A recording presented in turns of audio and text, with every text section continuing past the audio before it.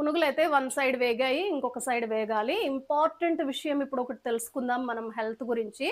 ప్రతి ఒక్క గృహిణి, ప్రతి ఒక్క మదర్ కంపల్సరీ తెలుసుకోవాలి. ఇప్పుడేంటి దివాళీ సీజన్ ఆల్రెడీ స్టార్ట్ అయిపోయింది. చలి స్టార్ట్ అయిపోయింది. మీరు ఉదయమే లేస్తే చూస్తే మనకి బాగా మంచు పడుతుందనమాట. ఓకేనా? ఇప్పుడు ఈ సీజన్‌లో ఎక్కువ బ్రీతింగ్ ఇష్యూస్ వచ్చే అవకాశం చాలా ఎక్కువుంటుంది. ఆహ్, అస్తమా ఉన్న వాళ్ళకి చాలా టఫ్‌గా ఉంటుంది.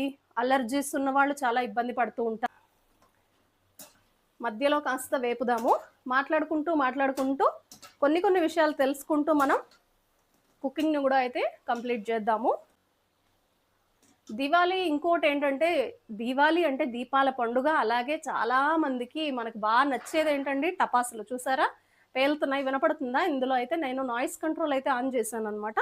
మోస్ట్‌లీ తక్కువ వినపడుతుందో, లేకపోతే ఇది పూర్తిగా కంట్రోల్ చేస్తోందో నాకైతే తెలీదు.